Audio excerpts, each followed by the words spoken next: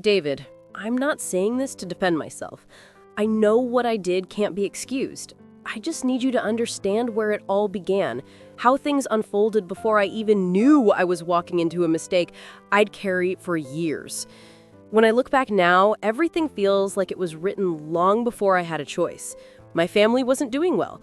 My parents, both retired teachers, had given everything they had to raise us right, but by then, they had nothing left. Bills piled up, my younger siblings still needed help, and I had already dropped out of college because we couldn't afford tuition anymore. It felt like the walls were closing in on us, one slow day at a time. Then, your mother came. I still remember that afternoon clearly. The sound of her car pulling up, the way my mother's face lit up when she stepped out, dressed elegantly, smiling like she carried good news. She came to her house not just to visit, but with a proposal that you, David, her only son, wanted to marry me. I was speechless. We had met once, briefly, years before. Nothing that would make me imagine something like this. But your mother spoke so warmly of you, said you were in America now, doing well, and that you wanted a wife who shared your roots. She said you had chosen me because you remembered me as humble and kind. At first, I thought it was a joke. I even laughed nervously, but then I saw my father's face. That mixture of surprise and relief. My parents exchanged a glance that said everything. This could save us. I wish I could tell you I said yes out of love, but the truth is I said yes out of fear.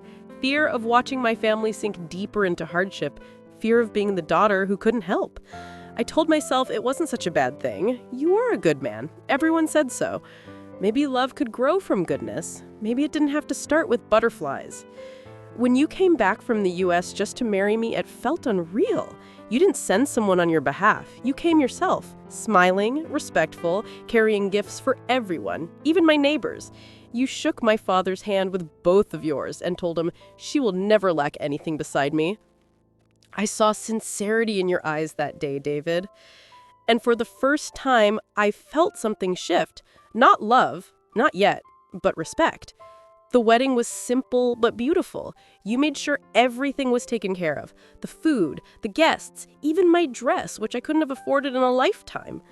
My mother cried through most of it, whispering prayers for you, calling you our miracle.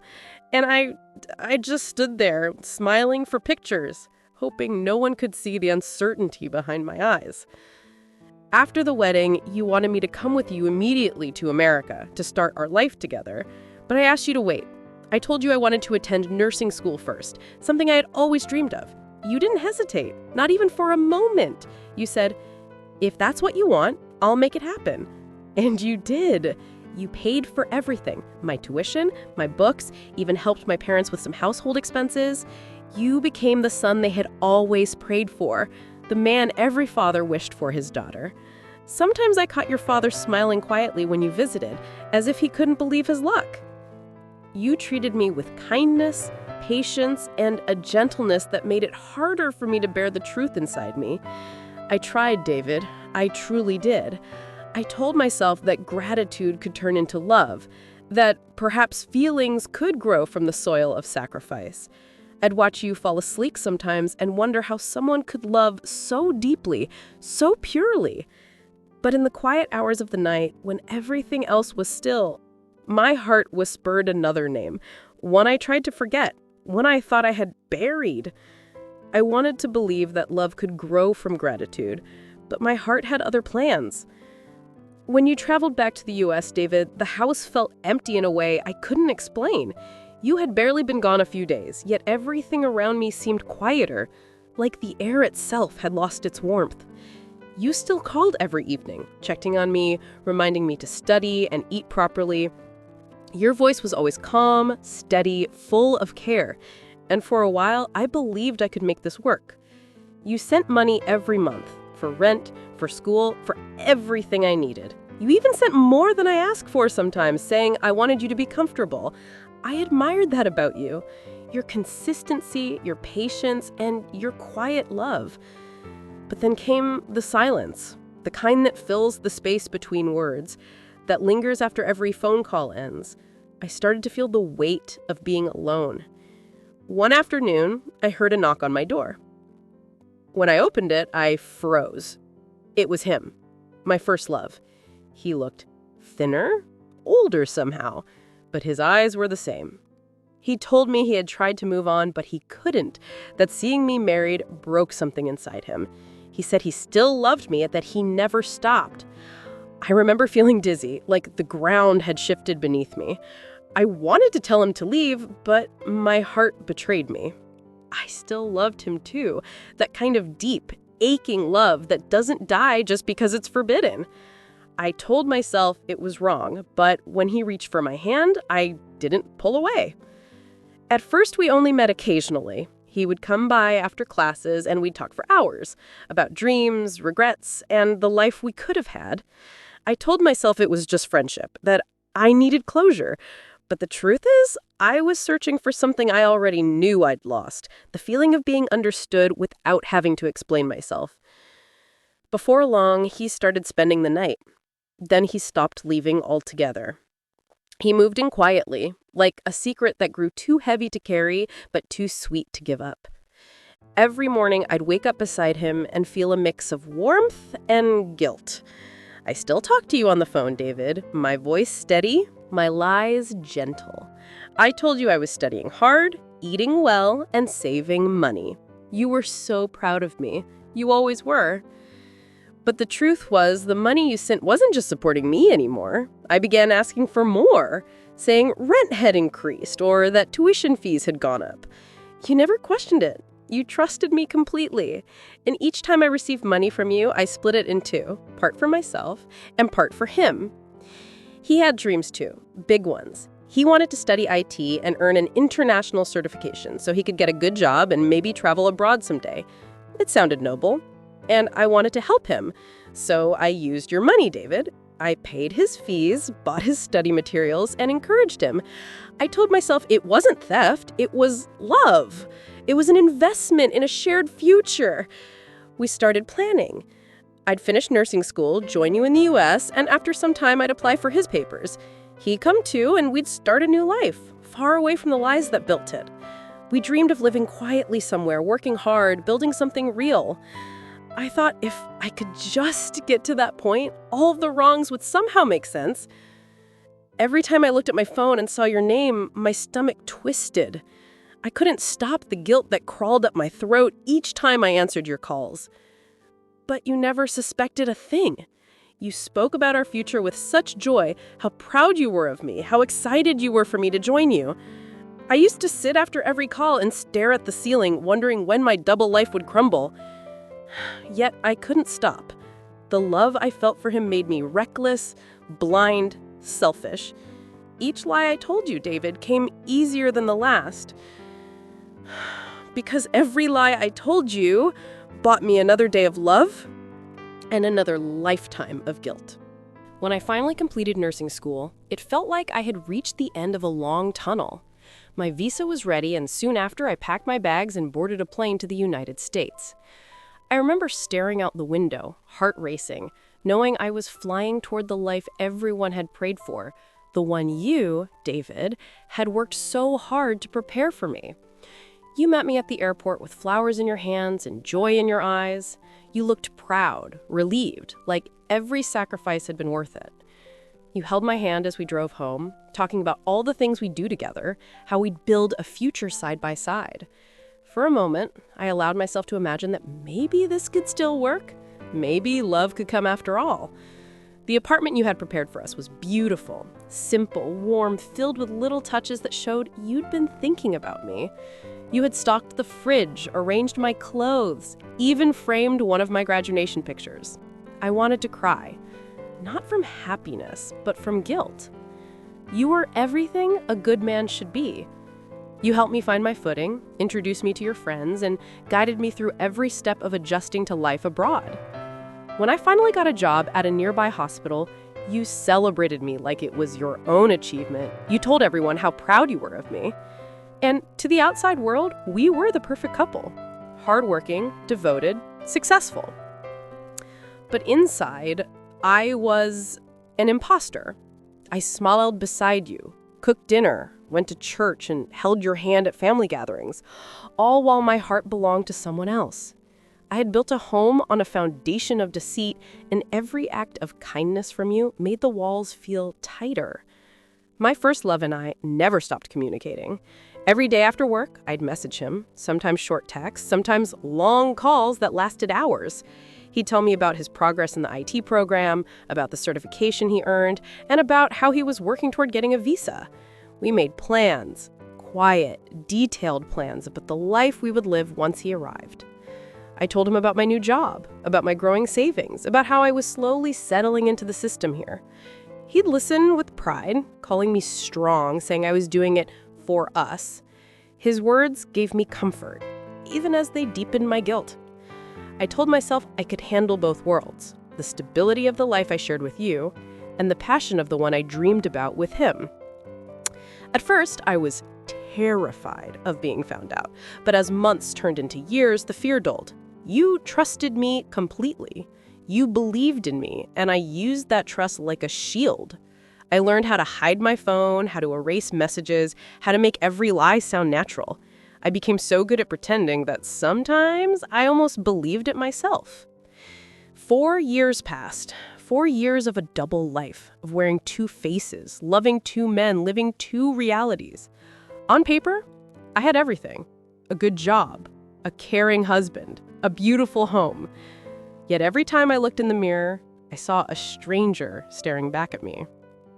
When my lover's visa was finally approved, I felt both excitement and dread.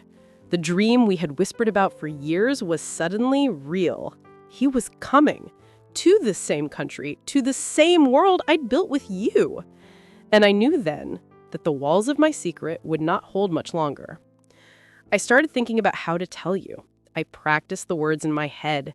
David, I need to talk to you. I never meant to hurt you, but I can't keep pretending. I imagined you listening quietly, your calm eyes filled with confusion and pain. I hoped you'd understand that maybe you'd forgive me enough to let me go without hatred. I even told myself it would be better to confess than to keep living this lie, that ending things gently could save us both. I wanted to believe that the truth could somehow bring peace. But what I didn't know then was that the truth has its own way of surfacing, whether you're ready for it or not. I used to think secrets were safe if you managed them carefully, if you paid attention to details, kept the lies small, and smiled at the right moments. But the truth has a way of finding its own voice. It began with David's silence, not the kind that fills the room when two people are comfortable, but the heavy kind that hums with questions no one dares to ask. He had always been gentle, never one to raise his voice. But that week, he barely spoke. His eyes followed me with a kind of quiet searching, as if he was trying to reconcile the woman he loved with the woman he was starting to suspect I might be. One evening, he called me by my full name, something he hadn't done since our wedding. "Sit down," he said softly. When I did, he placed his phone on the table and pressed play. My heart stopped. The sound of my own laughter filled the room, laughter that wasn't meant for him. There were messages, screenshots, and even bank statements. Every dollar I had sent, every secret call, every trace of a life I thought I had hidden so carefully. David didn't shout. He didn't accuse. He just sat there, holding the phone between us like a mirror. "Was any of it real?" he asked. I couldn't speak. My throat burned, my vision blurred. All I could do was nod and shake my head at the same time, like a child caught in a lie too big to undo. When I finally managed to talk, the words came out in pieces. "I was going to tell you, David. I swear I was going to tell you before you found out. I didn't know how." He closed his eyes. I saw tears slip down his face. Quiet, deliberate tears, the kind that carve guilt into your soul. "You didn't have to love me," he whispered, "but you could have been honest." That night, I packed a small bag and left the divorce papers on the table. It was supposed to be a clean ending, my way of taking responsibility, of not making him live with the lie any longer. But the story didn't end there. A week later, he showed up at my apartment. I expected anger, maybe even hatred, but instead, he brought a box of my things and something else. An ultrasound photo I had left behind. "You're pregnant," he said quietly. I froze. I hadn't planned to tell him yet. I wasn't even sure how to tell anyone. The father wasn't him, and yet he stood there, trembling, holding that image like it was his. Is it mine? He asked, though I could tell he already knew the answer. I couldn't lie anymore. I just shook my head, tears streaming down my face. He sat down on the couch and put his head in his hands. Why? He whispered. Why did you let me believe we had forever? There was no answer that could undo the damage, no explanation that could make betrayal sound noble. And then, the moment that shattered me completely, he reached for my hand. His touch was still warm, familiar, undeserved. Even after everything, he said slowly, I still want you to stay. We can fix this. I can forgive you. That broke something inside me, because in that moment I realized the kind of love I had destroyed. Not blind, not naive, but real. The kind that chooses mercy over pride. I wanted to run, I wanted to disappear, but mostly I wanted to go back to the girl who thought she was sacrificing herself for her family and tell her that love built on guilt never survives. As he left that night, I watched him walk down the hallway with that same calm dignity he always carried. And I knew, whatever came next, I would never deserve that kind of forgiveness again. Part 5. The confession and the plea for forgiveness. I am not writing this to defend myself, David. I know nothing I say can erase what I did or the pain I caused you. I'm writing this because silence feels heavier than truth. I owe you honesty, even if it comes too late. From the beginning, I was never the woman you believed I was. I walked into our marriage not with love, but with fear. Fear of disappointing my parents, fear of poverty, fear of losing the only chance I thought my family had to survive. You gave me everything: stability, kindness, respect. But I gave you only half of myself, while the other half still belonged to someone else. That is the truth I should have told you long ago. You loved me with a sincerity I didn't know how to return. You believed in me even when I was building my life on lies. Every time you said, I'm proud of you, it pierced me because I knew that pride was built on a version of me that didn't exist. And yet, you never stopped trying. You stayed gentle, even when you discovered the betrayal that should have hardened your heart. I've replayed that moment in my mind countless times. The quiet in your eyes when you said, I still want to make this work. You had every reason to hate me, but instead you tried to forgive me. That's something I'll never understand and never forget. This letter isn't a plea to bring back what's already broken. I'm not asking you to love me again. I'm asking for something simpler, something I may not deserve. Forgiveness. Not because I expect it, but because I know that holding on to hate will only keep us both trapped in what's already gone. David, I am willing to repay everything you ever spent on me. Every school fee, every rent payment, every act of generosity that I repaid with deception. But money can't cover the cost of what I took from you. Your trust, your peace, your heart. That debt I will carry for the rest of my life. Please believe me when I say I never meant to ruin you. I was just a foolish woman trying to please everyone, and in doing so, I destroyed the one person who truly cared for me. My punishment isn't the divorce or the shame. It's knowing that I lost someone who loved me more than I ever deserved. I pray that someday you'll find someone who will love you freely, honestly, and completely, the way I never could. You deserve that kind of peace, David. You always did. Please forgive me, David. Not because I deserve it, but because holding on to hate will only chain us both to a past I can never undo.